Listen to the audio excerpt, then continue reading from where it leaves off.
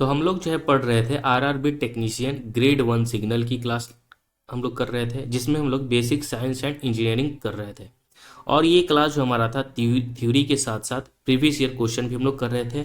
हम सभी जानते हैं कि हमारे एग्जाम में जो है 35 प्रश्न इसी से आने वाले हैं, यानी बेसिक साइंस एंड इंजीनियरिंग से जो है 35 प्रश्न आने वाले हैं। तो ये हमारा क्लास नंबर जो है सेकंड रहने वाला है। हमारा जो है पहला टॉपिक कंप्लीट हुआ था, जिसमें हम लोग यूनिट एंड मेजरमेंट के बारे में हमने क्लास किया था। इस क्लास में हम लोग जो है सेकंड टॉपिक को पढ़ेंगे। तो कौन सा टॉपिक है, आइए हम लोग देखते हैं। पहला टॉपिक में हम लोगों ने मात्रक और मापन के बारे में पढ़ा था। आज का जो हमारा महत्वपूर्ण टॉपिक है वह है द्रव्यमान, भार तथा घनत्व, यानी मास, वेट एंड डेंसिटी के बारे में हम लोग पढ़ने वाले हैं। यानी इस क्लास में हम लोग जो है ज़्यादा से ज़्यादा न्यूमेरिकल के प्रश्न पूछे गए हैं, प्रीवियस ईयर क्वेश्चन। थ्योरी कम है इसमें, इसलिए हम लोग थ्योरी के साथ तो हम लोग प्रीवियस ईयर क्वेश्चन कर रहे हैं, लेकिन इसमें जो है PYQ में आपको न्यूमेरिकल के प्रश्न ज़्यादा दिखेंगे। तो जो भी फॉर्मूला होगा उन सबको जो है आपको याद रखने की जरूरत है। और देखिए कितने अच्छे अच्छे प्रश्न पूछे गए हैं, इतना आसान भी प्रश्न नहीं पूछा गया है। तो चलिए हम लोग जो है शुरू करते हैं क्लास को। सेकेंड टॉपिक हमारा है द्रव्यमान, भार तथा घनत्व, यानी द्रव्यमान को अंग्रेजी में मास कहा जाता है, भार को वेट कहा जाता है और डेंसिटी घनत्व कहा जाता है। ठीक है, तो आज की क्लास में हम लोग मास, वेट और डेंसिटी को पढ़ने वाले हैं। तो आइए जानते हैं। सबसे पहले हमारा है वो है द्रव्यमान। ठीक है, तो द्रव्यमान क्या होता है? तो देखिए, किसी वस्तु में उपस्थित उसकी पदार्थ की मात्रा को द्रव्यमान कहते हैं। यानी कहने का मतलब है कि किसी वस्तु में उपस्थित उसकी पदार्थ की मात्रा को क्या कहा जाता है? द्रव्यमान कहा जाता है। यानी कोई भी वस्तु है तो उसमें उसकी कितना मात्रा है, पदार्थ की कितनी मात्रा है, उसी को तो क्या कहा जाता है? मास कहा जाता है, द्रव्यमान कहा जाता है। और हम सभी जानते हैं कि द्रव्यमान का जो एसआई मात्रक होता है वो क्या होता है? तो द्रव्यमान का एसआई मात्रक जो होता है किलोग्राम होता है। ठीक है, और इसे केजी से सूचित किया जाता है। चलिए, अब पॉइंट क्या कर रहा है कि किसी पिंड का द्रव्यमान किसी भी समय नहीं बदलता है। तो ये ध्यान रखना है कि किसी भी पिंड का द्रव्यमान, किसी भी वस्तु यानी किसी भी पिंड का द्रव्यमान जो है किसी भी समय नहीं बदलता। आप उसे कहीं भी लेके जाइएगा, अंतरिक्ष में, चंद्रमा पर, मंगल पे, पृथ्वी पे, बुध पे, शुक्र पे, कहीं पे लेके जाइए, किसी ग्रह पे लेके जाइए, कहीं पे लेके जाइए अंतरिक्ष में, तो उसका द्रव्यमान क्या होता है? नियत रहता है। द्रव्यमान कभी भी नहीं बदलता है। ठीक है, केवल कुछ चरम मामलों के लिए जब किसी शरीर से भारी मात्रा में ऊर्जा दी या ली जाती है तो उस द्रव्यमान का फॉर्मूला क्या होता है? तो याद रखना है कि द्रव्यमान का जो फॉर्मूला होता है आयतन गुने घनत्व होता है। तो m बराबर, m क्या होता है? मास होता है। m क्या होता है? मास होता है। और मास बराबर क्या होता है? वॉल्यूम। v बोले तो आयतन, तो v इसको सूचित करते हैं, और घनत्व को जो है रो के द्वारा सूचित किया जाता है, याद रखना है। ठीक है, तो वॉल्यूम इंटू डेंसिटी होता है। द्रव्यमान बराबर आयतन गुने घनत्व, याद रखना है। अगर नहीं याद आपको है तो 5 टाइम्स रिपीट कीजिए। द्रव्यमान बराबर आयतन गुने घनत्व, द्रव्यमान बराबर आयतन गुने घनत्व, द्रव्यमान बराबर आयतन गुने घनत्व होता है। तो हमने ये समझा क्या होता है एम, याद रखना है भी रो। ठीक है, नेक्स्ट हमारा क्या है? भार। ठीक है, आइए समझते हैं कि भार क्या होता है। द्रव्यमान के बारे में हमने समझा कि द्रव्यमान आखिर होता क्या है। द्रव्यमान क्या होता है? मास। मास किसे हम कहते हैं? किसी वस्तु में उपस्थित उसकी पदार्थ की मात्रा को ही मास कहा जाता है। किसी भी पिंड का द्रव्यमान किसी भी समय नहीं बदलता है। अब हम आते हैं भार की बात करते हैं। ठीक है, तो देखिए, किसी भी पिंड पर लगने वाले गुरुत्वाकर्षण बल का माप होता है। जो भार होता है ना, किसी भी पिंड पर लगने वाले गुरुत्वाकर्षण बल का माप होता है। तो आपको यहां समझ में आ रहा होगा कि द्रव्यमान और भार क्या होता है। ठीक है, द्रव्यमान और भार अलग अलग होता है। ठीक है, द्रव्यमान में क्या होता है कि उसकी पदार्थ की मात्रा को द्रव्यमान कहा जाता है, किसी पदार्थ की। ठीक है, और भार जो होता है किसी पिंड पर कितना गुरुत्वाकर्षण बल लग रहा है। ठीक है, जैसे पृथ्वी का गुरुत्वाकर्षण बल अलग है, चंद्रमा का गुरुत्वाकर्षण बल अलग है। तो किसी वस्तु का अगर भार की हम बात करेंगे तो पृथ्वी का भार अलग होगा, पृथ्वी पर पिंड का भार अलग होगा, और चंद्रमा पर लेके जाएंगे तो उसका भार अलग होगा। क्योंकि ये जो डिपेंड करता है, किससे डिपेंड करता है? गुरुत्वाकर्षण से, यानी ग्रेविटेशनल फोर्स से जो है डिपेंड करता है भार। ठीक है, तो हमारा फॉर्मूला भी याद रखना है कि W बराबर mg होता है। W बराबर क्या होता है? वेट बराबर mg होता है। याद रखना है W बराबर क्या होता है? mg होता है। m क्या होता है? m मास होता है। ठीक है, तो मास में क्या लगता है, ग्रेविटेशनल फोर्स, स्मॉल जी क्या है, गुरुत्वाकर्षण बल है, याद रखना है। और वेट हो गया डब्ल्यू, ठीक है, डब्ल्यू यहाँ वर्क नहीं है, याद रखना है। वेट बराबर क्या होता है, एम जी, ठीक है, एम जी, एम बोले तो क्या है, मास है हमारा है, और जी क्या है, ग्रेविटेशनल फोर्स का मान होता है 9.8, हम सभी को पता ही है। चलिए, यानी लगभग जो है 10 भी लिया जाता है इसे। तो अब देखिए, सबसे पहले किसी भी पिंड पर लगने वाले गुरुत्वाकर्षण बल का माप होता है क्या है, भार होता है। तो आपको आई होप कि समझ में आ गया होगा कि द्रव्यमान और भार क्या है, ठीक है। और भार जो क्या होता है, बदलता है भी है, ठीक है। अब देखिए, भार का एसआई बल के समान ही होता है, यानी जो भार का मात्रक होता है वो मेरे भाई, वो बल के द्रव्यमान के समान ही होता है। देखिए, भार का एसआई मात्रक क्या होता है, न्यूटन होता है, ठीक है। और बल का भी एसआई मात्रक क्या होता है, न्यूटन होता है। लेकिन वहीं अगर हम देखें, देखिए बल का एसआई मात्रक क्या होता है, बल बोले तो क्या होता है, फोर्स, ठीक है। और फोर्स का हम सभी जानते हैं कि फोर्स का जो एसआई मात्रक होता है वो क्या होता है, न्यूटन होता है। एफ बराबर फॉर्मूला क्या होता है, एफ एम ए होता है, ठीक है, एम ए होता है, ठीक है।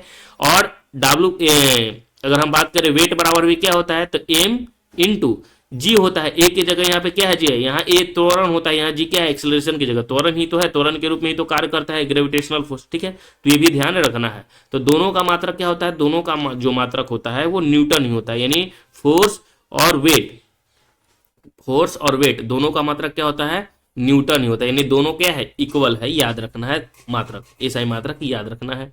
चलिए, नेक्स्ट पॉइंट क्या है कि किसी वस्तु को पृथ्वी से चंद्रमा पर ले जाने पर उसका भार 1/6 हो जाता है, क्योंकि चंद्रमा पर गुरुत्वाकर्षण के कारण त्वरण का मान पृथ्वी पर गुरुत्वाकर्षण के कारण त्वरण का 1/6 भाग होता है। देखिए, अब अगर हम बात करते हैं, पृथ्वी पर गुरुत्वाकर्षण का मान अलग होता है और चंद्रमा पर गुरुत्वाकर्षण का मान कितना होता है, अलग होता है, यानी 1/6 होता है।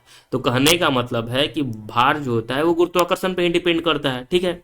किसी वस्तु का भार गुरुत्वाकर्षण पर डिपेंड करता है, गुरुत्वाकर्षण के कारण। तो अगर मान लीजिए कि पृथ्वी पर गुरुत्वाकर्षण का मान 9 पॉइंट कुछ है, ठीक है, और वहीं चंद्रमा पर हम जाते हैं तो इसका 1/6 है चंद्रमा पर। तो अगर भार अगर 10 है तो इसका भी क्या हो जाएगा, 1/6 भाग हो जाएगा। तो याद रखना है, ठीक है।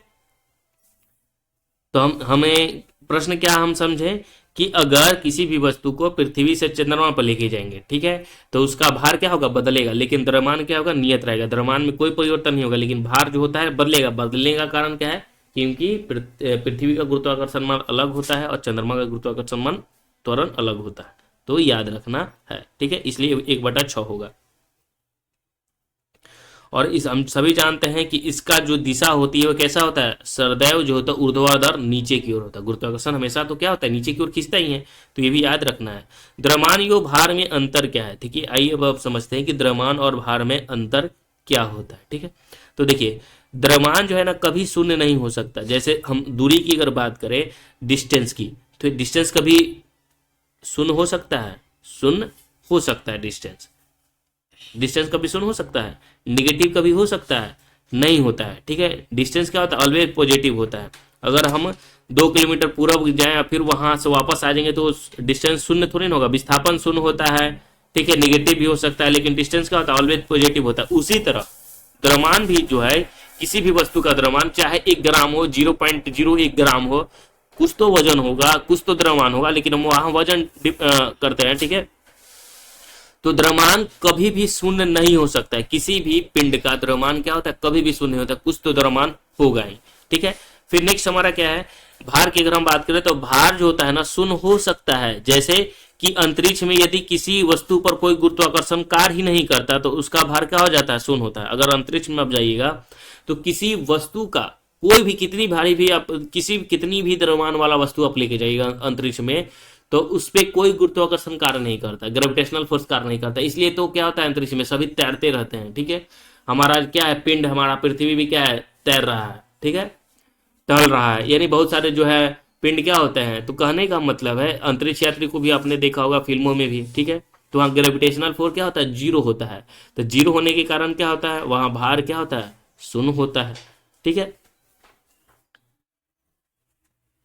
अब यहाँ से अगर हम 50 किलो की वस्तु लेके जाएं अंतरिक्ष में, तो वहाँ उसका 50 किलो तो वेट, सॉरी, द्रव्यमान तो रहेगा, ठीक है, मास तो रहेगा। लेकिन अगर हम बात करें उसका, अगर वहाँ वजन की भार की बात करेंगे, वेट की बात करेंगे, तो वो क्या हो जाएगा, शून्य हो जाएगा, क्योंकि ग्रेविटेशनल फोर्स के कारण वो क्या हो जाएगा, शून्य हो जाएगा। वहां पे ग्रेविटेशनल है नहीं, तो शून्य हो जाएगा। तो वो डिपेंड करता है भार किस पे, ग्रेविटेशनल फोर्स पे।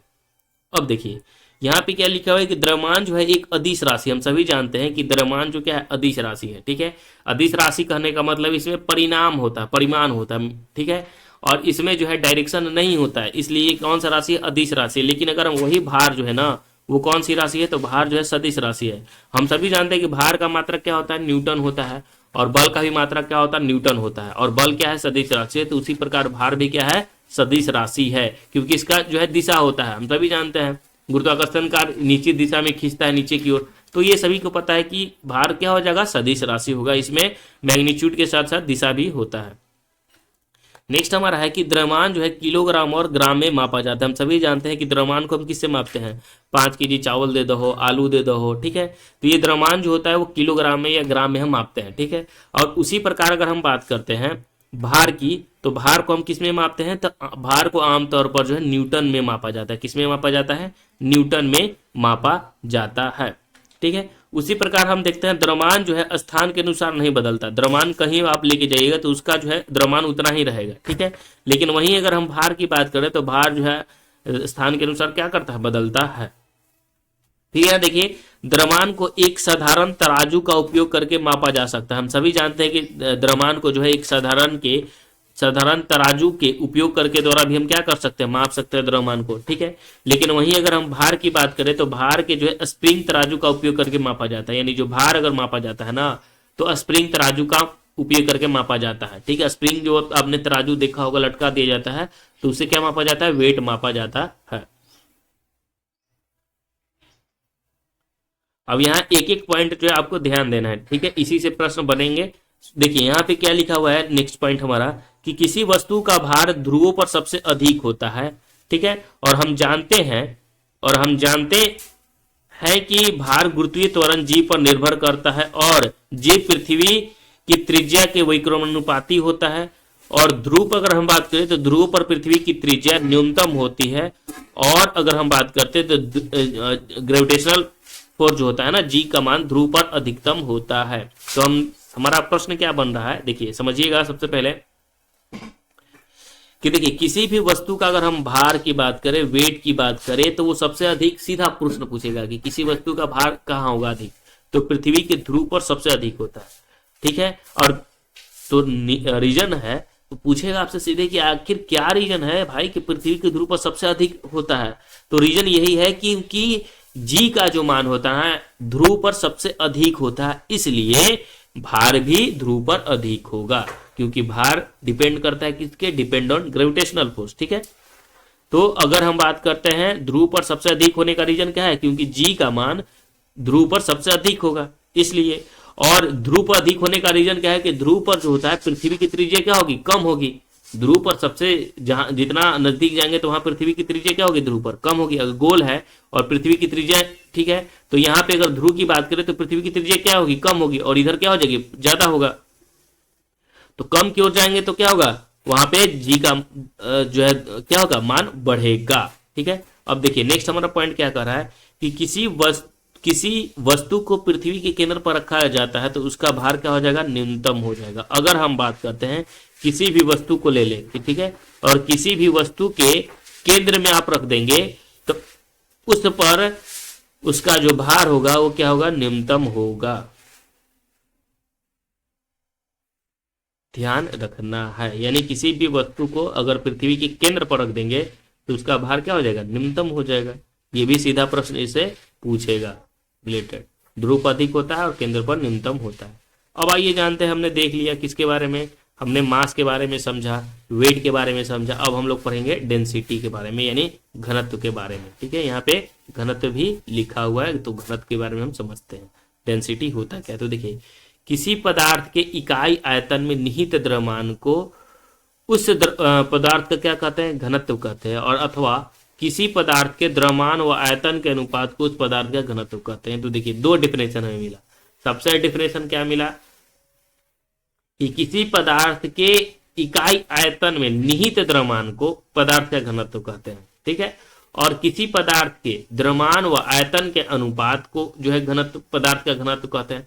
अगर हम डेंसिटी की बात करते हैं तो डेंसिटी कहने का मतलब क्या होता है, कितना जो है ना वो सटा हुआ है, ठीक है, उसके कण जो है कितने आसपास है सटे हुए, ठीक है, वही हमारा क्या करता है, डेंसिटी करता है। जैसे अगर हम बात करते हैं कि हमारा जो है घर है, ठीक है, और घर दो घर है, ठीक है, हमारे बगल वाले घर में 5 सदस्य हैं, ठीक है, और हमारे घर में जो है 15 सदस्य है, तो इसमें से डेंसिटी सबसे अधिक किसका होगा, डेंसिटी सबसे इसका अधिक होगा, क्योंकि जगह प्लेस दोनों का सेम ही है, लेकिन इसमें जो है अधिक सदस्य हैं, तो अधिक सदस्य है तो डेंसिटी अधिक होगा, और यहाँ जो है कम सदस्य तो यहाँ डेंसिटी क्या होगा, कम होगा।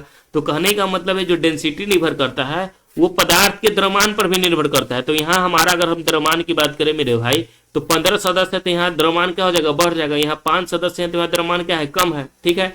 लेकिन दोनों का अगर आयतन की बात करें तो आयतन क्या है, दोनों का सेम ही है, ठीक है।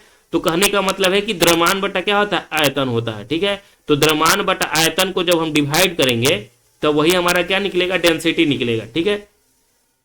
तो द्रव्यमान बटा आयतन को हम डिवाइड करेंगे तो हमारा क्या निकलेगा, डेंसिटी निकलेगा, ध्यान रखना है।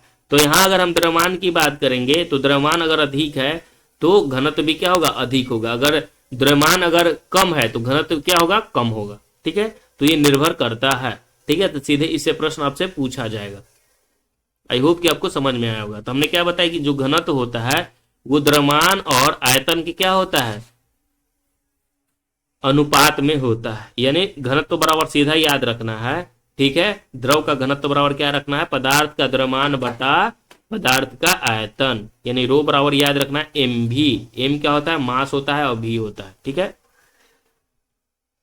और यही हम द्रव्यमान का निकाल लेंगे फॉर्मूला, तो क्या हो जाएगा, भी हो जाएगा, ठीक है। अगर भी का आयतन का पूछ दे तो क्या हो जाएगा,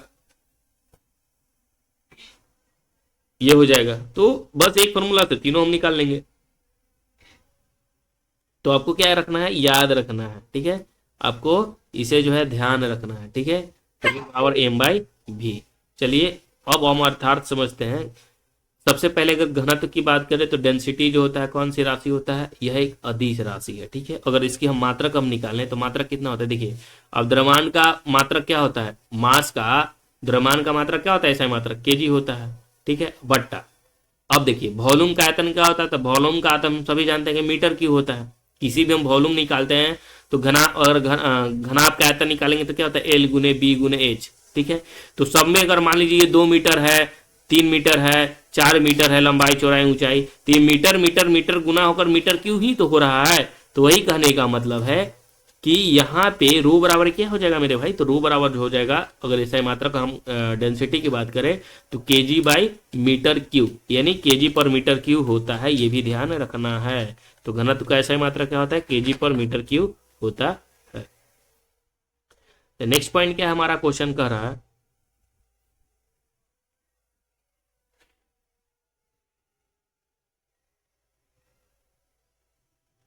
नेक्स्ट है क्वेश्चन, नेक्स्ट पॉइंट क्या है हमारा कि 4 डिग्री सेल्सियस पर जल का घनत्व अधिकतम होता है तथा 4 डिग्री सेल्सियस पर जल का घनत्व जो होता है वो 1.0 इंटू 10⁻³ केजी पर मीटर क्यूब तथा बर्फ का घनत्व 0.9 ग्राम पर सेंटीमीटर क्यूब होता है।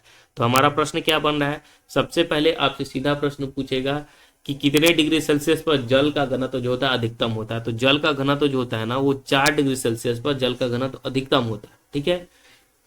तो पूछेगा कि आखिर 4 डिग्री सेल्सियस पर जल का घनत्व अधिकतम होता है तो भाई होता कितना अधिक है, तो याद रखना है कि होता कितना अधिक है, 1 गुने 10⁻³ केजी पर मीटर क्यूब होता है, ठीक है। वहीं आपसे पूछ देगा कि आखिर बर्फ का घनत्व कितना होता है, तो बर्फ का जो घनत्व होता है 0.9 ग्राम पर सेंटीमीटर क्यूब होता है, ये भी ध्यान रखना है। तो हमारा प्रश्न बन गया सबसे पहले कि पूछ देगा कि 4 डिग्री सेल्सियस पर जल का घनत्व कितना होता है, 1 गुने 10⁻³ केजी पर मीटर क्यूब। क्योंकि केजी पर मीटर क्यूब क्या होता है, घनत्व का मात्रक होता है, तो ये याद रखना है 1 गुने 10⁻³, ठीक है। यानी सीधा बोल सकते हैं 1000 केजी पर मीटर क्यूब 4 डिग्री सेल्सियस पर होता है, ठीक है। और 0.9 ग्राम पर सेंटीमीटर क्यूब जो होता है बर्फ का घनत्व होता है, इसलिए इसको भी आपको मालूम होना चाहिए।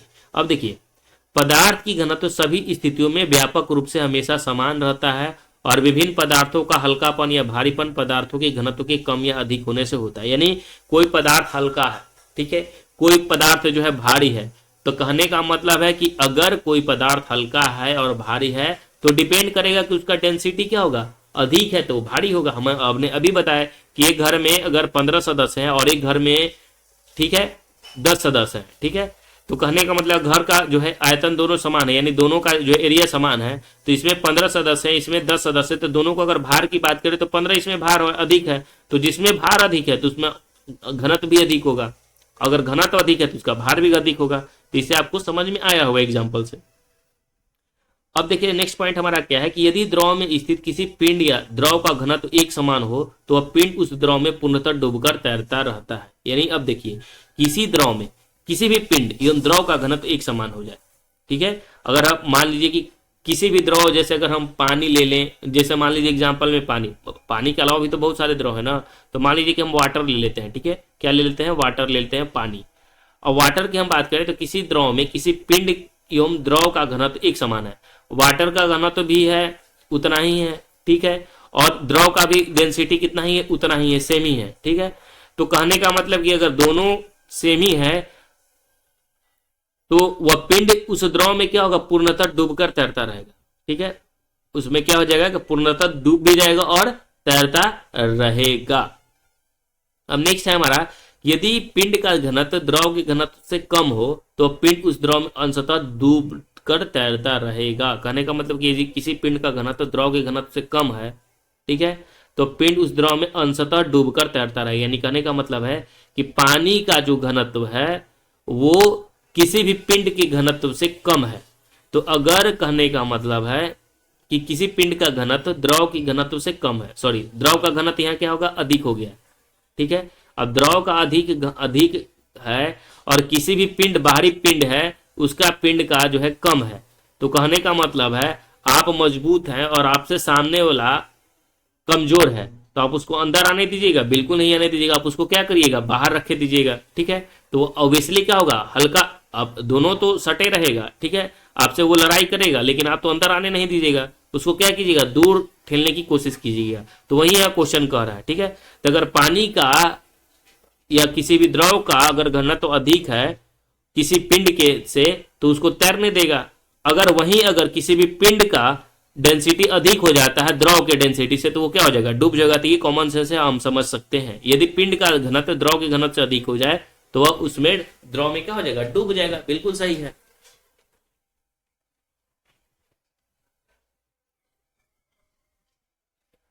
चलिए अब हम समझ लेते हैं अपेक्षित घनत्व के बारे में, ठीक है, यानी रिलेटिव डेंसिटी क्या होता है।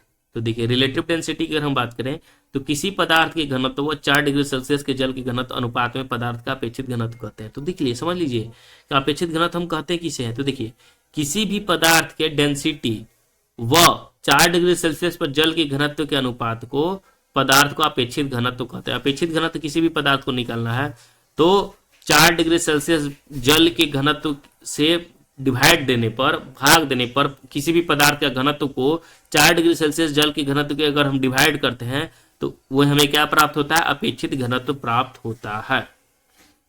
तो कहने का मतलब है कि पदार्थ के किसी द्रव्यमान बटा 4 डिग्री सेल्सियस पर जल के समान आयतन के द्रव्यमान का क्या होता है, अपेक्षित घनत्व होता है। यानी किसी भी पिंड का अगर अपेक्षित घनत्व रखना है तो उसका घनत्व, ठीक है, किसी भी पिंड का घनत्व, ठीक है, और 4 डिग्री सेल्सियस पर जितना जल का घनत्व होता है और कितना होता है हम सभी जानते हैं, 1 गुने 10 के पावर 3 होता है, 1 गुने 10 के पावर 3 होता है। तो इससे अगर हम डिवाइड करेंगे किसी भी पिंड का द्रव्यमान के घनत्व का तो वो हमें क्या निकल जाएगा, रिलेटिव डेंसिटी निकल जाता है। आई होप कि आपको समझ में आया होगा, ठीक है। और रिलेटिव डेंसिटी का कोई मात्रक नहीं होता है, ये भी ध्यान रखना है। इसका क्या हो जाएगा, कोई मात्रक नहीं होगा, क्योंकि पदार्थ का घनत्व कोई होगा, मान लीजिए कि 5 kg पर मीटर क्यूब है, ठीक है, और यहां अगर हम जल के घनत्व से 4 डिग्री सेल्सियस पर हम सभी जानते हैं 1 गुने 10 के पावर कितना होता है, एक गुने जो है 10 के पावर, माफ कीजिएगा,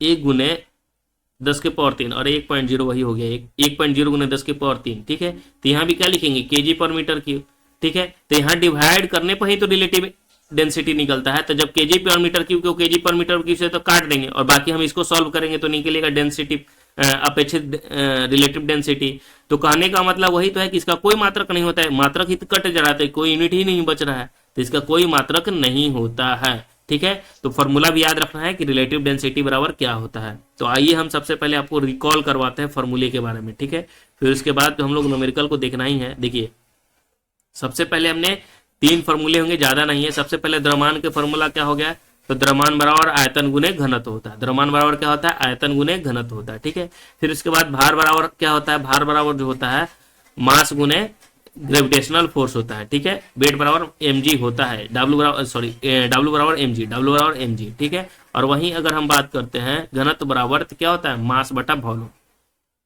ठीक है, इतना ही था हमारा। और फिर एक अपेक्षित घनत्व का है, तो अपेक्षित घनत्व निकालना तो किसी पदार्थ के घनत्व से हम 4 डिग्री सेल्सियस जल के घनत्व को डिवाइड करते हैं तो अपेक्षित घनत्व निकल जाता है। अब देखिए, अब हमारा जो है वही इंपॉर्टेंट एग्जाम पॉइंट्स के व्यू से क्या क्या जो है इंपॉर्टेंट, उन सबको हम लोग देखने वाले हैं। तो देखिए, 1 केजी का भार होता है, तो देखिए 1 केजी द्रव्यमान का जो भार अगर हम बात करें, किसी भी 1 केजी द्रव्यमान का भार कितना होता है, तो 9.8 न्यूटन होता है। कितना होता है, 1 केजी द्रव्यमान का भार होता है 9.8 न्यूटन। ठीक है, अब देखिए पृथ्वी के केंद्र पर वस्तु का भार कितना होता है, तो देखिए पृथ्वी के केंद्र पर अगर वस्तु की भार की बात करें तो वेट क्या होता है, न्यूनतम होता है, यानी शून्य समझा जाता है। और सबसे अधिक कहाँ होता है, तो ध्रुव पर जो होता है सबसे अधिक होता है। पृथ्वी के केंद्र पर वस्तु का भार ध्रुव पर अधिक होता है, क्योंकि वहां त्रिज्या कम रहता है, इसके कारण ध्रुव पर अधिक होता है।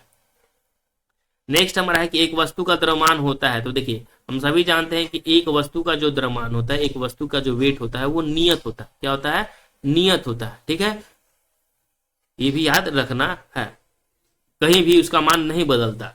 अब नेक्स्ट हमारा है कि एक वस्तु का जो भार होता है वो क्या होता है, परिवर्तन होता है। इसका भार जो होता है बदलता रहता है, क्योंकि ये डिपेंड करता है, डिपेंड ऑन ग्रेविटेशनल जी पर डिपेंड करता है।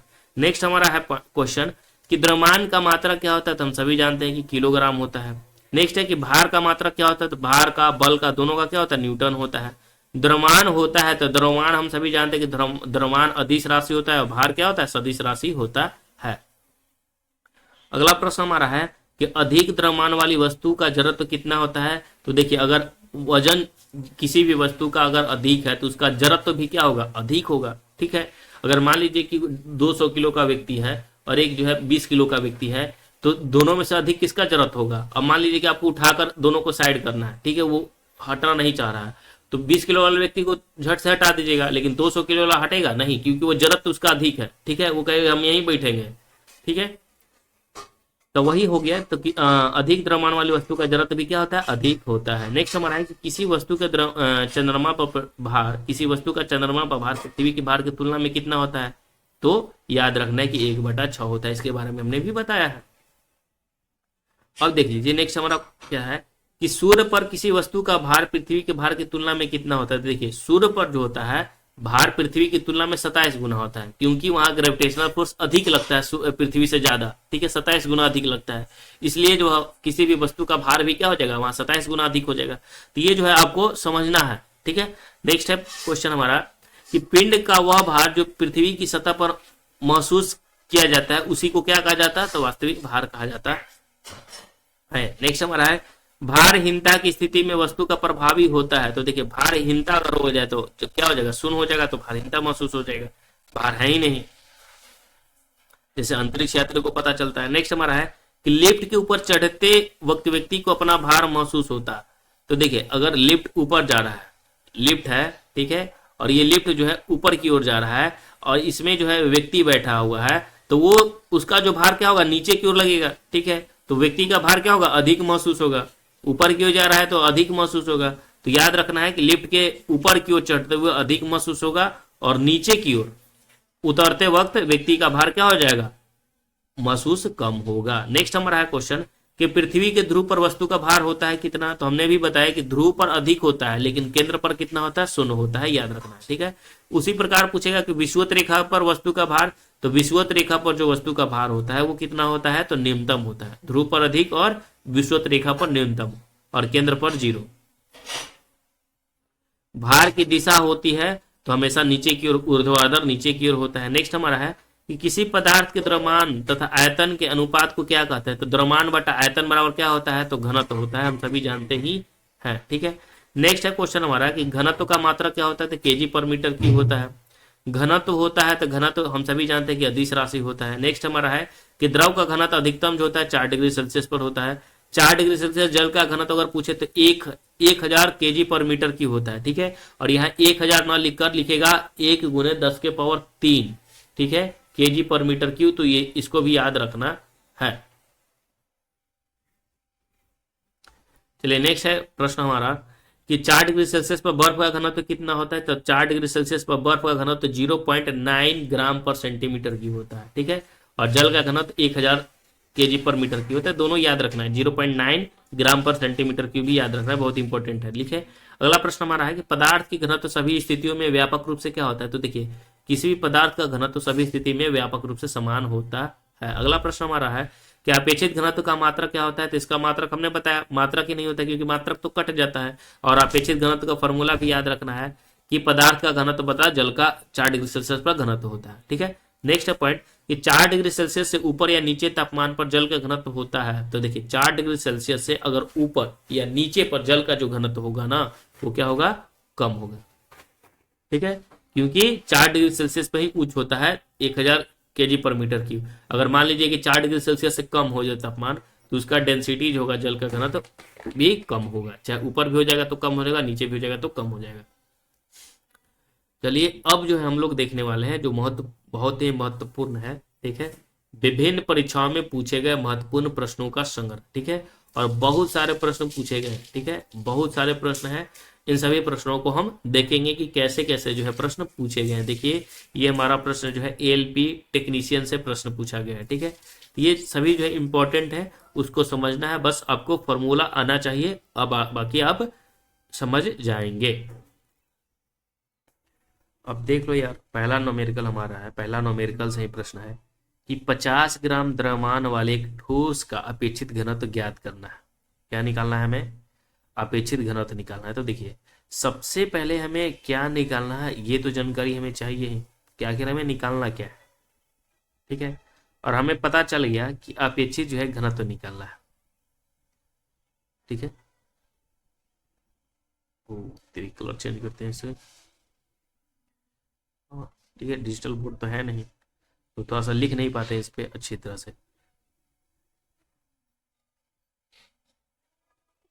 देखिए हम आपको क्वेश्चन बताते हैं। देखिए पहला क्वेश्चन क्या है कि 50 ग्राम द्रव्यमान वाले एक ठोस का अपेक्षित घनत्व ज्ञात करना है। क्या ज्ञात करना है, तो सबसे पहले अपेक्षित घनत्व को हम सभी जानते हैं, फॉर्मूला क्या होता है, जो रिलेटिव डेंसिटी होता है, ठीक है। तो आरडी हम इसको लिखते हैं रिलेटिव डेंसिटी, और इसके बराबर फॉर्मूला क्या होता है, किसी भी पिंड का घनत्व, किसी भी पिंड का घनत्व बटा 4 डिग्री सेल्सियस पानी का घनत्व। और 4 डिग्री सेल्सियस पानी का घनत्व, ठीक है, 4 डिग्री सेल्सियस क्या, 4 डिग्री सेल्सियस पे पानी का घनत्व कितना होता है, हम सभी जानते हैं कि 1000 केजी पर मीटर क्यूब होता है, ठीक है। तो सबसे पहले हमें तो ये मालूम है, ठीक है, और पिंड का हमें डेंसिटी निकालना है, ठीक है। और यहां पे दिया हुआ है क्या, 50 ग्राम द्रव्यमान, ठीक है। तो सबसे पहले हमें पिंड का डेंसिटी निकालना पड़ेगा, तभी तो हम निकाल पाएंगे किसी भी घनत्व का, ठीक है। तो देखिए समझिए, सबसे पहले हमारा जो है ठोस का द्रव्यमान कितना दिया हुआ है, 50 ग्राम दिया हुआ है, ठीक। फिर उसके बाद बोल रहा है कि जिसे पानी में, जिसे क्या किया जा रहा है, पानी में पूरी तरह से डुबाया जाने पर उसका भार जो हो रहा है वो 10 ग्राम प्राप्त होता है। कहने मतलब है कि किसी भी पिंड को जब हम पानी में डुबा रहे हैं, ठीक है, 50 ग्राम का जो है कोई पिंड है, 50 केजी का, 50 ग्राम का, माफ कीजिएगा, ठीक है, 50 ग्राम का कोई पिंड है, तो उसको पानी में डुबाए जाने पर उसका जो भार हो रहा है वो कितना हो जा रहा है, 10 हो जा रहा है। वेट कितना हो जा रहा है, 10 हो जा रहा है। तो वेट अगर 10 हो जा रहा है तो वॉल्यूम कितना जो है इसमें से रिप्लेस हुआ, जब पानी में डुबाते हैं यानी 40 जो है सीसी वॉल्यूम क्या हो गया, वो विस्थापित हो गया। तो वॉल्यूम हमारा निकल गया 40। तो हम सबसे पहले ठोस का हमें क्या निकालना है, घनत्व की। ठोस के घनत्व तो ही तो हमें नहीं पता है, क्योंकि ठोस का घनत्व हमें नहीं पता है और पानी का घनत्व हमें पता ही है। तो ठोस का घनत्व निकालने के लिए हमें क्या करेंगे, पिंड का द्रव्यमान। तो पिंड का द्रव्यमान कितना है, 50 ग्राम है, ठीक है। और वॉल्यूम कितना आ गया, 40 सीसी आ गया, ठीक है। तो इसको जब हम निकालेंगे तो कितना आ गया, 1.25 ग्राम पर सीसी आ गया, ठीक है। कितना आ गया, देखिए बहुत ही आसान प्रश्न है। 1.25 ग्राम सीसी आ गया, तो हमें अपेक्षित घनत्व निकाल देते हैं। तो 1.25 इंटू पानी का घनत्व 1 किस लिए लिया गया, क्योंकि यहाँ ग्राम है, केजी रहता तब हम 1000 लेते हैं। तो ठीक है, तो उसको अब डिवाइड करने पर तो कट जाएगा, तो इसलिए पानी का घनत्व यहाँ 1 लिया गया, तो 1.25 ग्राम पर सीसी हो जाएगा। तो आसान था प्रश्न, ठीक है। चलिए नेक्स्ट है क्वेश्चन हमारा। नेक्स्ट क्वेश्चन कर रहा है कि 80 न्यूटन भार वाले लकड़ी के घनाकार टुकड़े की भुजा की लंबाई ज्ञात करना है। घनाकार टुकड़े की, अब देखिए घनाकार टुकड़े की भुजा की लंबाई निकालना। तो अब देखिए हम सभी जानते हैं कि घन का आयतन क्या होता है, तो घन का जो आयतन होता है वो एक यू होता है, वॉल्यूम क्या होता है, एक यू होता है, ठीक है। और अगर हम बात करते हैं तो बल कितना दिया हुआ है, फोर्स जो दिया हुआ है वो 80 न्यूटन दिया हुआ है, न्यूटन में है, तो यानी क्या है, फोर्स दिया हुआ है 80 न्यूटन भार वाले, ठीक है, यानी वेट दिया हुआ है, भार दिया हुआ है। तो लकड़ी का डेंसिटी निकालना है, किसका निकालना है, लकड़ी का डेंसिटी। और डेंसिटी बराबर हम सभी जानते हैं कि क्या होता है, डेंसिटी बराबर पिंड का जो होता है, पहले हमें निकालना पड़ेगा क्या, द्रव्यमान, ठीक है, पिंड का मास और बटा वॉल्यूम, तब हम क्या निकालते हैं, डेंसिटी निकालते हैं, एम बाई भी। तो हमें भी पहले निकालना पड़ेगा, ठीक है, भी तो हमें एक यू से निकल जाएगा। तो सबसे पहले हमें एम पता निकालना पड़ेगा कि एम आखिर है कितना। तो देखिए सबसे पहले लिखा हुआ है कि आयतन तो एक ही हो जाएगा, ठीक है, बल दिया हुआ है 80 न्यूटन, ठीक है, और जी का मान कितना लेना है, जो हाँ लिखा निर्देश दिया गया है कि जी का जो मान है आप 10 मीटर प्रति सेकंड स्क्वायर लीजिए, ऐसे 9.8 होता है लेकिन 10 लेना है, ठीक है। और घनत्व जो है हम सभी जानते हैं 1000 केजी पर मीटर क्यूब हो गया, क्योंकि यहाँ लिखा हुआ है लकड़ी का घनत्व जो है कितना है, 1 केजी पर सेंटीमीटर क्यूब। तो बल बराबर क्या होता है, एम जी, ठीक है, या एम ए। तो यहाँ ए की जगह जी लिखना है, तो मास हम निकाल देंगे कितना, 8 केजी, क्योंकि फोर्स दिया है 8 न्यूटन ना, तो उसे हमें मास एम की जरूरत पड़ेगी। तो एम का हम मान निकाल दिए कितना, 8 केजी निकल गया, ठीक है। और फिर उसके बाद वॉल्यूम हमें निकालना है, ठीक है, तो बस भी का मान निकल गया 8/1000। तो वहां एक लंबाई निकालना था हमें, तो बस इसको सॉल्व कर देंगे, स्क्वायर क्यूब जाएगा तो हटेगा, तो फिर उसका 8 का जो घनमूल 2 और 1000 का 10, 2/10 यानी 20 सेंटीमीटर होगा, क्योंकि मीटर में है तो सेंटीमीटर बदलने के लिए 100 से गुना कर देंगे, तो 20 सेंटीमीटर आंसर हो गया। चलिए नेक्स्ट है क्वेश्चन कि 2 सेंटीमीटर भुजला वाले लोहे के घन का द्रव्यमान ज्ञात करना है। क्या करना है, 2 सेंटीमीटर भुजा वाले लोहे का घन का द्रव्यमान ज्ञात करना है।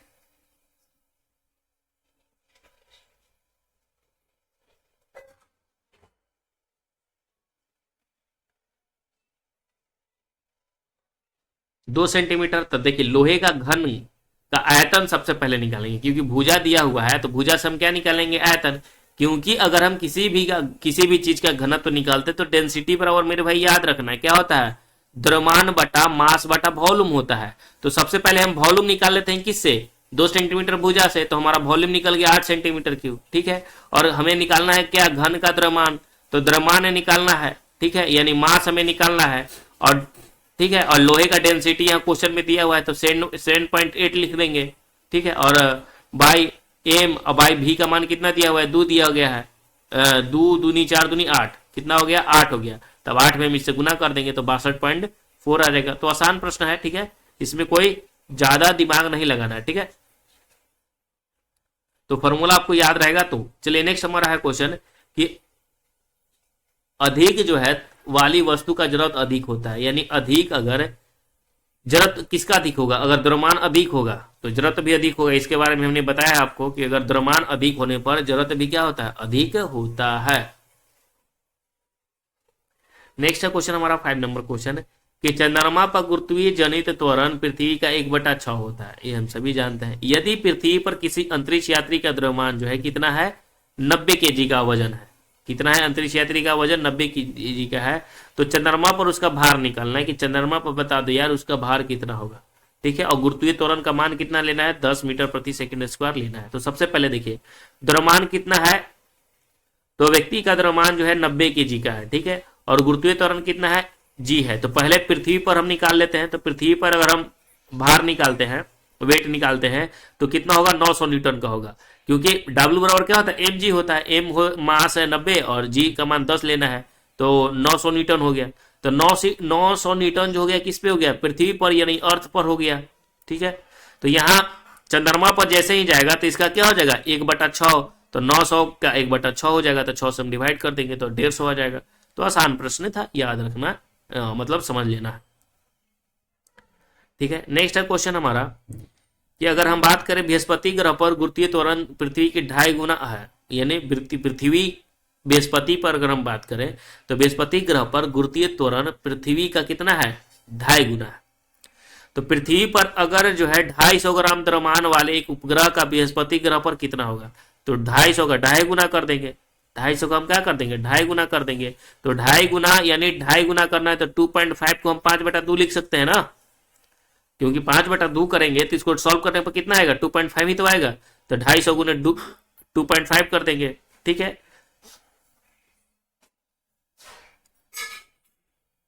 तो हो जाएगा हमारा। ठीक है, तो यहाँ पे देखिए, यहाँ पे समझना है, यहाँ 625 भी ऑप्शन में दिया हुआ है, कितना दिया हुआ है, 625। यहाँ समझना है, देखिए पृथ्वी पर द्रव्यमान कितना है, 250 kg है। ठीक है, और गुरुत्वीय त्वरण का मान हम कितना लेना है, देखिए 10 मीटर प्रति सेकेंड स्क्वायर लेना है, 10 मीटर प्रति सेकेंड स्क्वायर लेना है। तो 250 गुने 10, ठीक है, तो 2500 न्यूटन आ जाएगा पृथ्वी का, क्योंकि हमें निकालना है वेट ना।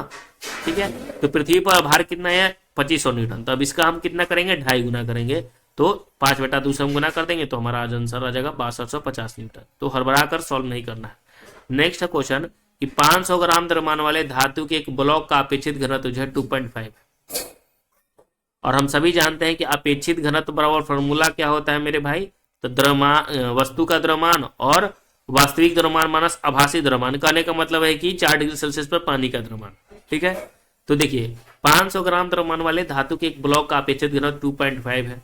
ठीक है, और इसे पूरी तरह से पानी में डुबाया जाने पर इसका आभासी द्रव्यमान कितना होगा, आभासी द्रव्यमान पूछ रहा है। ठीक है, तो वास्तविक द्रव्यमान कितना है, तो वास्तविक द्रव्यमान तो है 500 ग्राम है, और डुबाने के बाद पूछ रहा है कि कितना होगा आभासी।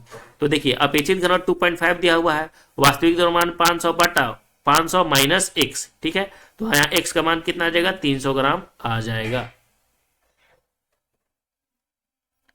ठीक है, कहने का मतलब है कि पानी डिग्री सेल्सियस, जैसे ही पानी का डेंसिटी क्या होगा, कुछ कम ज्यादा होगा ना, किसी वस्तु को हम डुबा रहे हैं तो जब वस्तु को डुबा रहे हैं तो सबसे पहले वास्तविक द्रव्यमान में से आभासी द्रव्यमान घटाएंगे तो पानी का घनत्व तो निकल जाएगा। ठीक है, चलिए नेक्स्ट है प्रश्न हमारा क्वेश्चन कि एक समान मीटर पैमाने का भार जो है 50 ग्राम, और इसे 70 डिग्री सेंटीमीटर के निशान पर टिकाया जाता है, तो इस पर 40 ग्राम द्रव्यमान को कहाँ रखा जाना चाहिए ताकि यह जो है संतुलित की अवस्था में रहे। तो कुछ नहीं करना है, देखिए यहाँ पे कितना हो जाएगा, 70 और 50, 20 गुने भार हो गया 50 और बटा 40 हम डिवाइड कर देंगे, तो 20 दूनी 40 और 25 यानी 25 सेंटीमीटर हो जाएगा आंसर। ठीक है, यानी 25 सेंटीमीटर इसका आंसर हो जाएगा। नेक्स्ट क्वेश्चन 9 नंबर प्रश्न हमारा। 9 नंबर क्वेश्चन क्या कह रहा है कि 5x2x1 माप वाले किरोसिन से पूरी तरह भरे हुए एक टैंक का द्रव्यमान ज्ञात करना है, और घनत्व कितना लेना है, तो डेंसिटी लेना है 800 kg पर मीटर क्यूब। तो घनत्व बराबर क्या होता है, द्रव्यमान बटा आयतन, हम सभी जानते हैं। ठीक है, द्रव्यमान बटा आयतन, तो हमें निकालना है कुछ ही, द्रव्यमान निकालना है, हमें निकालना है द्रव्यमान। याद रखना है क्या लिखा हुआ है कि द्रव्यमान आपको निकालना है भाई, द्रव्यमान आपको निकालना है। ठीक है, हमें निकालना क्या है, द्रव्यमान निकालना है, द्रव्यमान, और घनत्व जो है हमारा दिया हुआ है। तो सबसे पहले हम सभी जानते हैं कि घनत्व बराबर होता क्या है, द्रव्यमान बटा आयतन। ठीक है, द्रव्यमान बटा आयतन, तो हम द्रव्यमान निकालना है तो द्रव्यमान बराबर क्या हो जाएगा, घनत्व गुने आयतन। तो घनत्व हमें केरोसिन का द्रव्यमान निकालना है, तो घनत्व दिया हुआ है कितना, घनत्व दिया हुआ है 800 kg पर मीटर क्यूब, तो यहाँ 800 kg पर मीटर क्यूब हो गया, इनटू, ठीक है, आयतन, आयतन कितना दिया हुआ है, तो यहाँ आयतन यही तो है, L into b into h, तो 5 इंटू 2 इंटू 1, तो बस गुना कर देंगे तो 8000 kg आ जाएगा आंसर। ठीक है, आसान है क्वेश्चन। नेक्स्ट है क्वेश्चन कि गुरुत्वीय त्वरण पर सर्वाधिक होता है, तो देखिए गुरुत्वीय जो त्वरण होता है सबसे अधिक कहाँ होता है, तो ध्रुव पर सबसे अधिक होता है, हम इसके बारे में बताए थे। ठीक है, विषुवत रेखा पर कम होता है और केंद्र पर क्या होता है, शून्य होता है, ये भी ध्यान रखना है।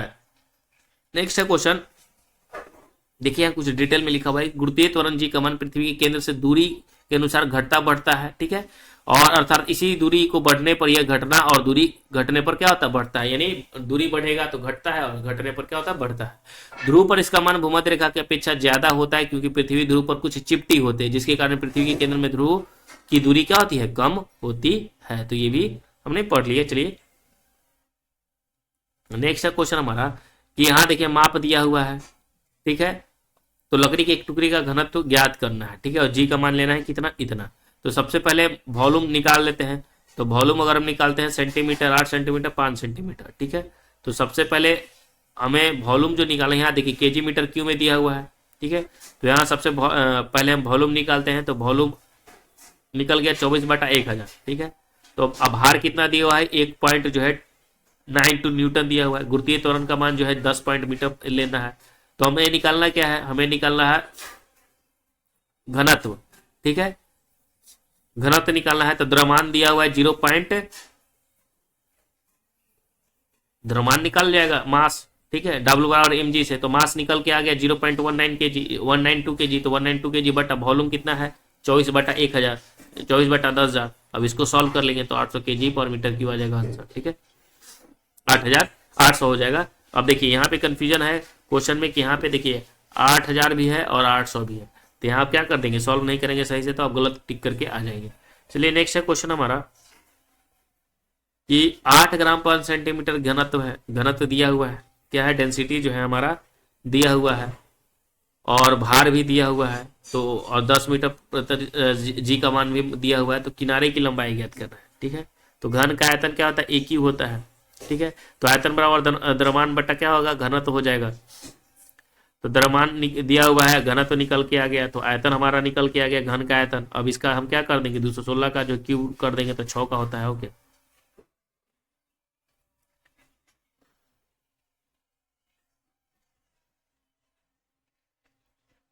नेक्स्ट है प्रश्न हमारा कि 24 किलोग्राम और 16 किलोग्राम के बीच दो किसी सीसा यानी हिंडोर की एक तरफ अलंब से क्रमशः 1 मीटर और 0.625 मीटर की दूरी पर बैठे हैं। यदि उस सीसी के दूसरे तरफ m किलोग्राम भार का एक लड़का और फल क्रम से 1.6 मीटर की दूरी पर बैठता है तो सीसी संतुलन की स्थिति में रहता है। तो m का ज्ञात करना है, ठीक है। तो m का मान ज्ञात करना है। तो देखिए 24 केजी और 6 केजी का है, 16 केजी के बच्चा है, ठीक है।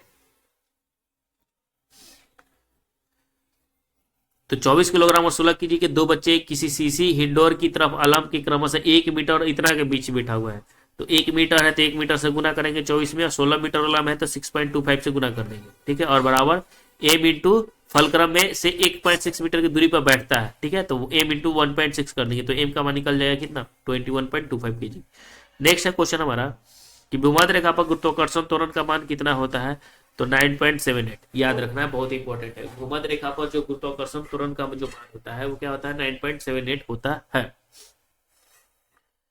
9.78 मीटर प्रति सेकंड स्क्वायर होता है। और भूमध्य रेखा पर पृथ्वी के व्यास का लगभग 12,756 किलोमीटर और भूमध्य रेखा पृथ्वी के उत्तरी गोलार्ध और दक्षिणी गोलार्ध में विभाजित करता है भूमध्य रेखा, ठीक है। अगला प्रश्न हमारा है कि मंगल ग्रह पर गुरुत्वाकर्षण के कारण त्वरण पृथ्वी मुकाबले की 1/3 है, ठीक है। यदि एक अंतरिक्ष यात्री पृथ्वी पर भार 72 किलो का है तो मंगल ग्रह पर जो है कितना हो जाएगा। तो भार पृथ्वी पर 72 है, ठीक है। तो मंगल ग्रह पर क्या हो जाएगा, तो 1/3 पहले लिखा हुआ है तो 72 का 1/3 कर देंगे, ठीक है। तो कितना हो जाएगा 24 या 72, ठीक है। तो यहाँ सबसे पहले 24 तो लिखेंगे ही और गुने इसको भार में बदल देना है, ठीक है। तो जैसे ही भार में बदलेंगे तो 10 मीटर प्रति सेकंड से गुना करेंगे तो 240 न्यूटन आ जाएगा आंसर।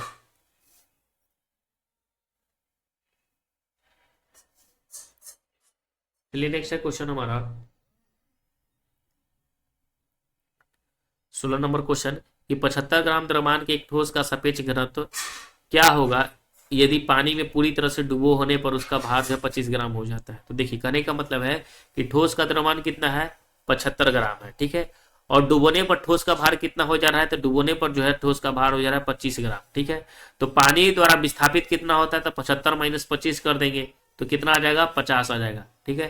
तो ये 50 जीएम जो है ना ये वॉल्यूम है, क्या आ गया वॉल्यूम। तो ठोस का द्रव्यमान कितना है 75 है, ठोस का द्रव्यमान 75 है बटा 75 - 5 ठोस में विस्थापित जल की मात्रा वही हो जाएगा, ठीक है। तो 1.5 आ जाएगा आंसर इसका। अपेक्षित घनत्व रिलेटिव निकालना है सापेक्ष घनत्व। तो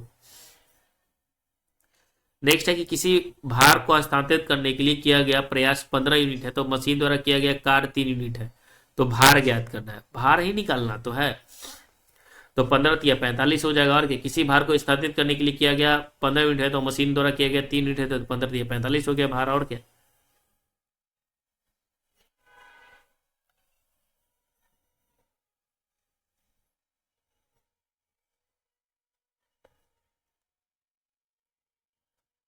अगला प्रश्न हमारा है कि यदि किसी पिंड का विशिष्ट गुरुत्वाकर्षण 1 से कम है तो वह ये तैरने लगेगा। तो देखिए, अगर किसी भी कहने का मतलब किसी भी पिंड का विशिष्ट गुरुत्वाकर्षण 1 से कम है, ठीक है, और देखिए 4 डिग्री सेल्सियस पर अगर हम बात करें जल का घनत्व कितना होता है तो 1 × 10⁻³ होगा। 10⁻³ कहने का मतलब है कि 1000 kg पर मीटर क्यूब, 1000 kg पर मीटर क्यूब, ठीक है। तो किसी भी पिंड के विशिष्ट गुरुत्वाकर्षण 1 से कम है, तो जैसे ही 1 से कम है तो ये पानी में क्या होगा, पानी पानी का ही इतना होता है तो ये क्या हो जाएगा, तैरने लगेगा। तो बस यही आंसर हो जाएगा इसका, पानी। और क्या है, चलिए नेक्स्ट है क्वेश्चन हमारा कि पानी के निश्चित मात्रा का आयतन 0 से 4 डिग्री सेल्सियस के बीच क्या होता है। तो देखिए, अगर पानी के निश्चित मात्रा में अगर बात करें कि 0 से 4 डिग्री सेल्सियस पर कम रहेगा, 4 डिग्री सेल्सियस से अधिक भी रहेगा तो क्या हो जाएगा, ठीक है। तो देखिए, कहने का मतलब है कि अगर पानी का घनत्व 4 डिग्री सेल्सियस तापमान पर सबसे अधिक होता है, ठीक है, और आयतन क्या होता है, अगर तापमान 4 डिग्री सेल्सियस पर तापमान पर सबसे अधिक होता है घनत्व, लेकिन आयतन अगर घनत्व अधिक है तो आयतन कम होगा, ठीक है। और 4 डिग्री सेल्सियस से अधिक या कम तापमान पर गर्म या ठंडा करने पर पानी का आयतन भी क्या हो जाता है, बढ़ जाता है, ठीक है। और अतः पानी की किसी निश्चित मात्रा का आयतन 0 से 4 डिग्री सेल्सियस तापमान के बीच घटता है, जबकि 4 से 0 डिग्री सेल्सियस के बीच क्या होता है, बढ़ता है। तो याद रखना है 0 से 4 के बीच क्या होता है, घटता है, और 4 से अगर 0 के बीच होगा तो क्या होगा, बढ़ेगा। नेक्स्ट हमारा है क्वेश्चन, यदि किसी पिंड का सजातीय नहीं है तो इसका घनत्व इसके क्रिया की क्या होगी। तो देखिए, सजातीय नहीं है तो स्थान, इसके स्थान की क्रिया होता है। और क्या, अगला प्रश्न हमारा है क्वेश्चन 21 नंबर के, समुद्र के पानी के स्तर का बढ़ना और घटना मुख्य रूप से घूमती हुई पृथ्वी पर किसके गुरुत्वाकर्षण प्रभाव के कारण होता है। तो देखिए, समुद्री पानी के स्तर पर बढ़ना, समुद्र के पानी के स्तर का बढ़ना या घटना मुख्य रूप से घूमती हुई पृथ्वी के जो है ना चंद्रमा के गुरुत्वाकर्षण के प्रभाव के कारण होता है। इसके कारण होता है, चंद्रमा के गुरुत्वाकर्षण के प्रभाव के कारण ही समुद्र के पानी का स्तर बढ़ना घटना मुख्य रूप से होता है। अगला है कि एक वस्तु का भार पृथ्वी पर 1 इकाई है, यदि हम उसी वस्तु को चंद्रमा पर ले जाएं तो वह उसका भार क्या हो जाएगा, तो 1/6 हो जाएगा, ठीक है। तो यानी 1 से कम होगा, 1 के बराबर थोड़ी ना होगा, 1 से कम होगा, ठीक है। 1/6 करेंगे तो 1 से कम ना होगा। अगला प्रश्न है क्वेश्चन,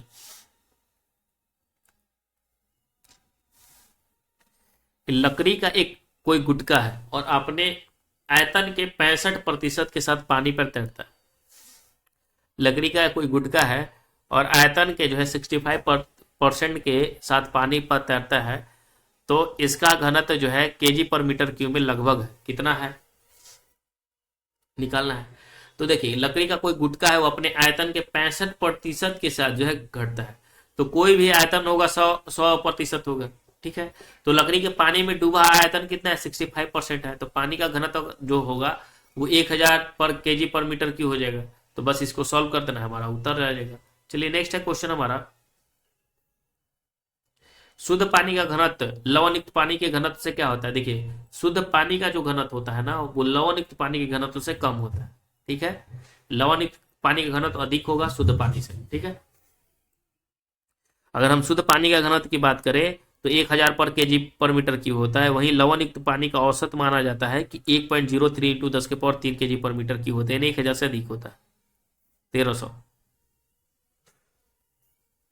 अगला प्रश्न हमारा है कि किसी वस्तु के द्रव्यमान घनत्व तथा घनत्व को उसके किस रूप में परिभाषित किया जाता है। तो देखिए, किसी वस्तु के द्रव्यमान घनत्व या घनत्व को उसके किस रूप में जो है परिभाषित किया जाता है, तो द्रव्यमान प्रति इकाई आयतन के रूप में जो है परिभाषित किया जाता है। हम सभी जानते हैं घनत्व का फॉर्मूला सीधे। तो मान ली कि डब्ल्यू और डब्ल्यू एम क्रमशः पृथ्वी और चंद्रमा पर किसी वस्तु का भार है, ठीक है। यानी डब्ल्यू ई जो है पृथ्वी पर है, अर्थ पर है। डब्ल्यू ई कहने का मतलब क्या है, अर्थ पर वेट है, ठीक है, और एम जो है वो मून पे है, ठीक है। तो बोल रहा है कि अर्थ पर बटा मून का अनुपात निम्नलिखित में से किसके बराबर होगा, तो ये 1/6 के बराबर होता है ना, तो 6 के बराबर होगा। और क्या, अगला प्रश्न हमारा है कि सोने का सापेक्ष घनत्व 9.3 है, तो एसआई इकाई में इसका घनत्व कितना होगा। तो एसआई इकाई में अगर हम बात करें तो देखिए सोने का घनत्व कितना है, 9.3 घनत्व है, ठीक है। तो सोने का अपेक्षित घनत्व हम निकालेंगे तो 19.3 इंटू क्या करेंगे, 1000 करेंगे, ठीक है। क्योंकि पानी का घनत्व कितना होता है, 1000 होता है, तो बस इसको सॉल्व कर देना है। तो 19.3 इंटू 10⁻³ हो जाएगा आंसर, और क्या। सोने का अपेक्षित घनत्व गुने पानी का घनत्व, सोने का घनत्व निकल जाएगा। अगला है प्रश्न हमारा, यदि किसी वस्तु का द्रव्यमान पृथ्वी पर 100 kg है तो चंद्रमा पर उसका द्रव्यमान का कितना होगा, 1/100। तो 100 का 100 kg है ना, तो पहले इसको तो वेट निकालना पड़ेगा, तो 100 इंटू 1000 हो जाएगा, ठीक है। और 1000/6 कर देंगे, तो इस चंद्रमा पर उसका द्रव्यमान, अच्छा द्रव्यमान ही पूछ रहा है तो 100 kg का होगा। देखिए यहाँ पे मिस्टेक हो जाता, क्योंकि क्या कर रहा है, द्रव्यमान पूछ रहा है, ठीक है। और हम क्या करते, 1/6 करते, तो क्या हो जाएगा, गलती हो जाता है यहाँ। अगर क्या हमने बताया था पहले ही कि द्रव्यमान जो है ना नियत रहता है कहीं भी, ठीक है। तो 100 kg है तो चंद्रमा पर जाए चाहे पाताल में जाए 100 kg कहीं रहेगा, ठीक है। नेक्स्ट है क्वेश्चन हमारा कि आदर्श गैस का समीकरण निम्नलिखित में से कौन सा है। तो देखिए आदर्श गैस का जो समीकरण है वो PV/T/NR होता है, ये फॉर्मूला याद रखना है, PV/T/NRT, यानी PV बराबर NRT होता है, याद रखना है, PV बराबर NRT होता है। तो इसको सॉल्व करेंगे तो क्या हमें निकल जाएगा, तो यहाँ वही लिखा हुआ है, देखिए PV और यहाँ जो है T नीचे आ गया, ठीक है। तो PV बराबर क्या हो जाएगा, PV बराबर हो जाएगा NR, NR बराबर PV/T। तो बस फॉर्मूला सबको पता होता है, बस इसको देखना है, समझना है, ठीक है।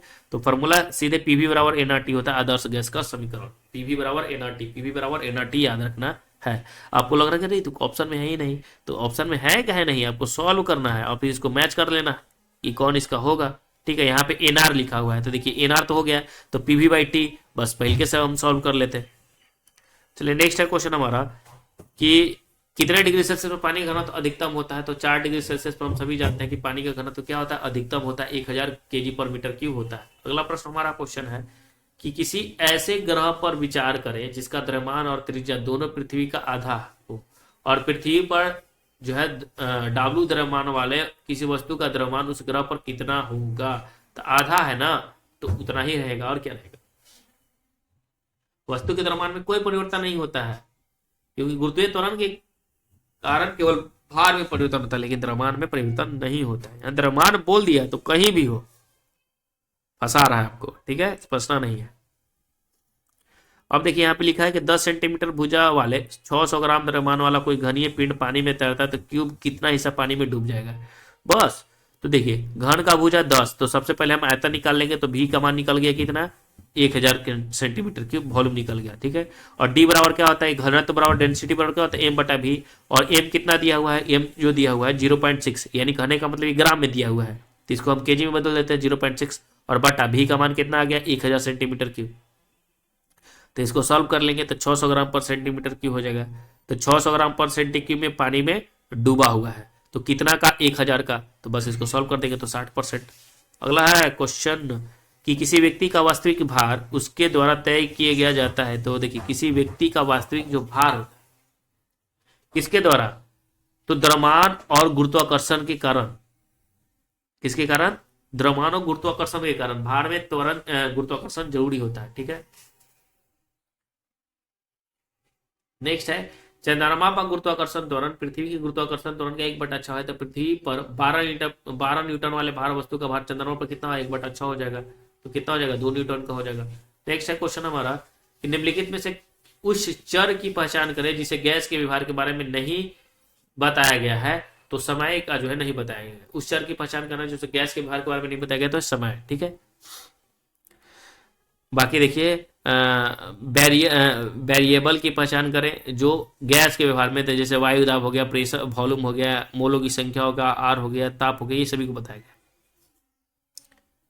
नेक्स्ट है कि किसी आदर्श गैस के घनत्व को उसके आधा करके दोगुना किया जाता है। तो देखिए किसी आदर्श गैस के घनत्व को उसके परम ताप को अगर आधा करके दोगुना किया जा सकता है।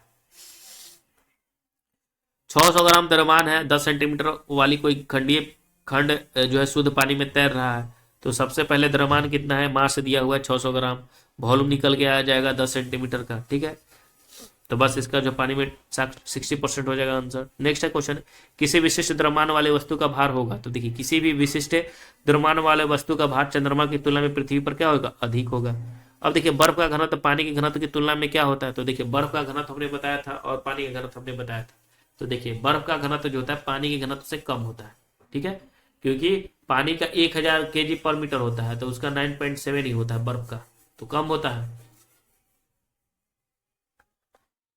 अगला प्रश्न हमारा क्वेश्चन है कि किसी वस्तु का द्रव्यमान इसके सांख्यिक माप होता है। तो किसके सांख्यिक मान होता है, किसी द्रव्यमान, तो जड़त्व का, ठीक है, जड़त्व और द्रव्यमान का होता है बराबर होता है। नेक्स्ट हमारा है कि पानी में पूरी तरह से डूबे जाने पर एक वस्तु के टुकड़े को आभासी द्रव्यमान 60 ग्राम होता है। तो यदि किसी टुकड़े का अपेक्षित घनत्व 2.5 हो तो इसके वास्तविक द्रव्यमान में क्या हो। तो वास्तविक देखिए अपेक्षित घनत्व 2.5 दिया हुआ है और आभासी कितना दिया हुआ है 60। तो हम पहले वास्तविक निकाल लेंगे तो वास्तविक द्रव्यमान कितना हो जाएगा, 100 ग्राम का हो जाएगा। एक ही टाइप का प्रश्न आएगा तो आपको परेशान नहीं होना, देख लेना, समझ लेना, ठीक है। अब देखिए 500 केजी घनत्व दिया हुआ है, 10 न्यूटन जो है भार दिया हुआ है, यहाँ पे भार दिया हुआ है, यहाँ पे ये दिया हुआ है, ठीक है। और यहाँ गुरुत्वाकर्षण का भी मान 10 लेना है, ठीक है, गुरुत्वाकर्षण का भी मान कितना लेना है, तो वॉल्यूम निकालना है, तो भी का मान निकल जाएगा, ठीक है। अगला प्रश्न हमारा क्वेश्चन क्या है कि देखिए यहाँ पे क्वेश्चन में क्या करा है, 43 नंबर क्वेश्चन में कि 60 केजी का वस्तु है, यानी मास दे दिया है, ठीक है। फिर मंगल ग्रह पर जो है 222 न्यूटन का है, ठीक है, तो भार भी दे दिया है। तो पूछ रहा है जी का मान पूछ रहा है, तो डब्ल्यू बराबर एम जी होता है, हम सभी जानते हैं। तो जी का मान 222/60 तो 3.7 मीटर प्रति सेकेंड स्क्वायर हो जाएगा, ठीक है। अगला प्रश्न हमारा है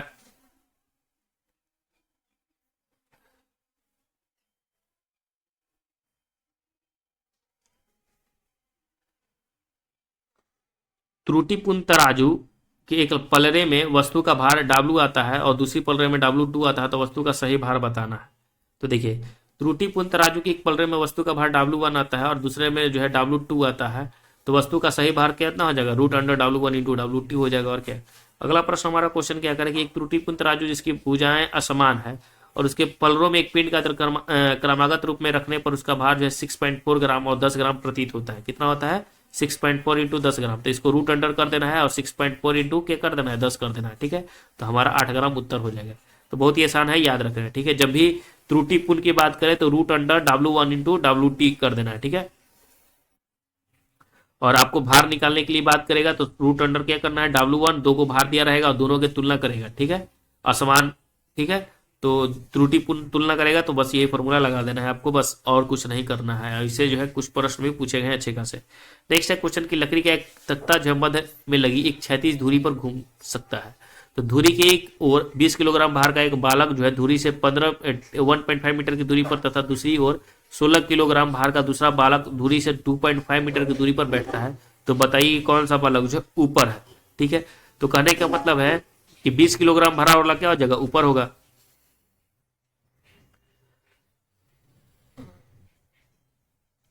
अगला प्रश्न कि पृथ्वी की सतह पर ली गई माप की अपेक्षा माउंट एवरेस्ट पर चोटी की शीर्ष पर ली गई माप क्या दर्शाएगा।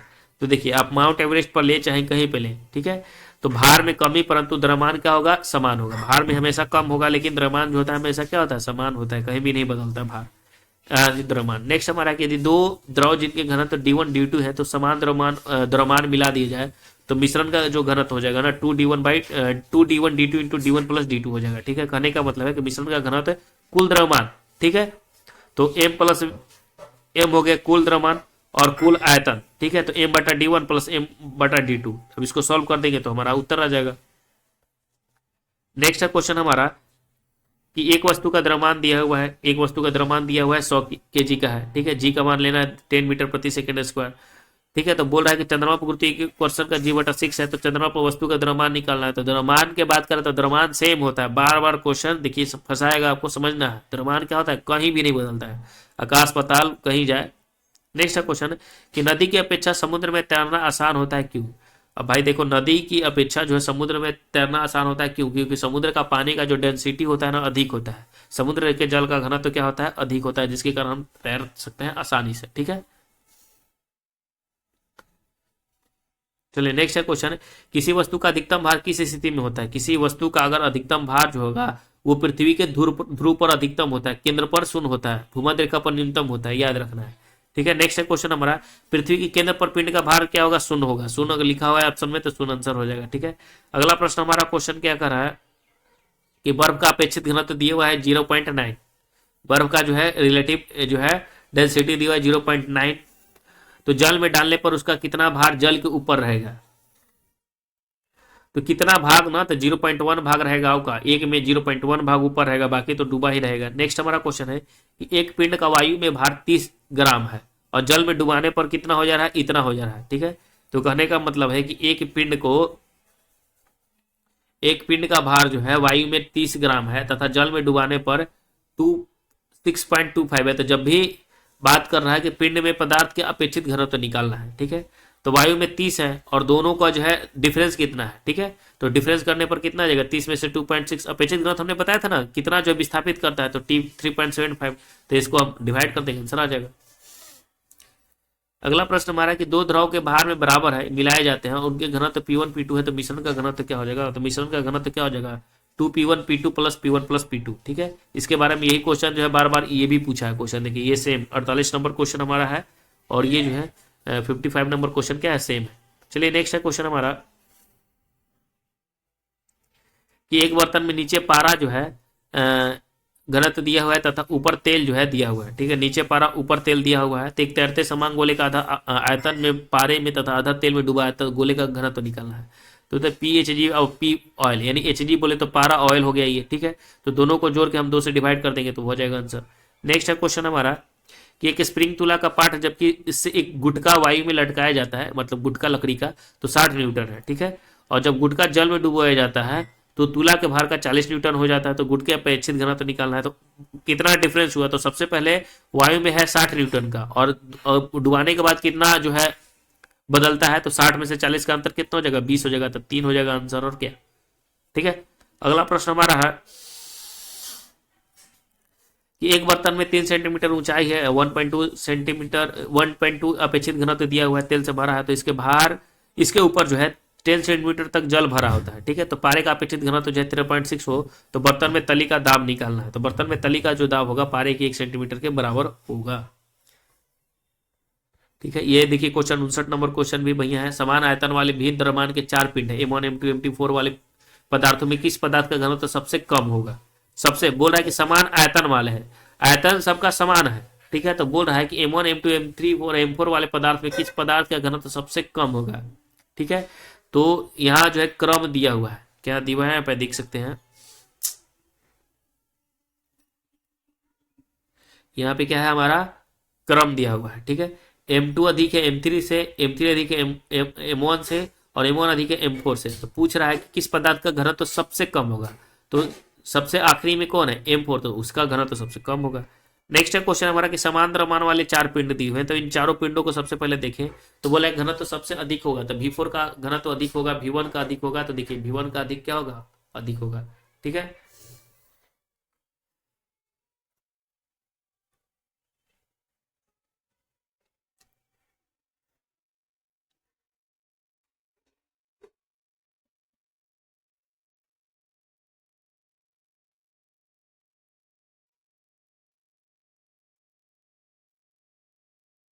यहाँ देखिए यहाँ पे लिखा हुआ है क्वेश्चन में, क्या समझना है, यहाँ हमने वही रुक के देखा यार कि यहाँ गलत तो नहीं हो गया। देखिए यहाँ लिखा हुआ है क्या? समान आयतन है। यहाँ क्वेश्चन में क्या है? समान आयतन है, तो समान आयतन रहेगा। ठीक है, तो जो कम रहेगा वो कम रहेगा, लेकिन द्रव्यमान अगर समान रहता है ना, तो जो ज्यादा रहेगा, जो कम रहेगा वो क्या होगा? उसका अधिक हो जाएगा। ठीक है, तो यही हमारा इसका उत्तर हो जाएगा। चलिए नेक्स्ट है क्वेश्चन हमारा कि ठोस धातुओं में गर्म करने पर उनका घनत्व क्या होता है? देखिए ठोस धातु को अगर गर्म करते हैं तो उसका क्या होता है? तो घटता है। ठोस धातु को गर्म करने पर उसका घनत्व जो है घटता है। नेक्स्ट हमारा है समानता किसी भी द्रव का घनत्व ताप बढ़ाने पर क्या होता है? देखिए समानता किसी भी द्रव का जो है घनत्व ताप बढ़ाने पर घटता है। अगला प्रश्न हमारा है कि समान मात्रा के श्यान द्रव तथा अश्यान द्रव में किसका घनत्व सबसे अधिक होता है? तो श्यान द्रव का जो है अधिक होता है, याद रखना है। समान मात्रा के श्यान द्रव तथा अश्यान द्रव में किसका घनत्व अधिक होगा? तो श्यान द्रव का। अगला प्रश्न हमारा है 64 नंबर की किसी पदार्थ का एक पिंड जिसका घनत्व D है को घनत्व वाले द्रव में डालकर पूर्णतः डूब जाता है, तो क्या होगा, पूर्णतः डूब जाएगा। तो डेंसिटी जो होगा मतलब डी जो होगा वो मतलब किसी भी पिंड का डी जो होगा उसको द्रव का जो है घनत्व से क्या होगा, अधिक होगा। तो वही है, यानी किसी पदार्थ से बने पिंड को किसी द्रव में डालने पर पिंड तब पूर्ण डूब जाता है और पिंड का घनत्व जो है द्रव के घनत्व से अधिक होता है। ठीक है, तो हमारा जो था 64 नंबर प्रश्न, ठीक है, हमने 64 नंबर क्वेश्चन जितने थे हमारे सेकेंड नंबर से, इसमें ज्यादातर न्यूमेरिकल के अच्छे अच्छे प्रश्न थे। ठीक है, तो फॉर्मूला आपको अगर मालूम है तो आप न्यूमेरिकल आसानी से बना सकते हैं। तो आज हमारा जो है सेकेंड क्लास कंप्लीट होता है। अब हम लोग अगले क्लास में मिलते हैं। जय हिंद, राम राम।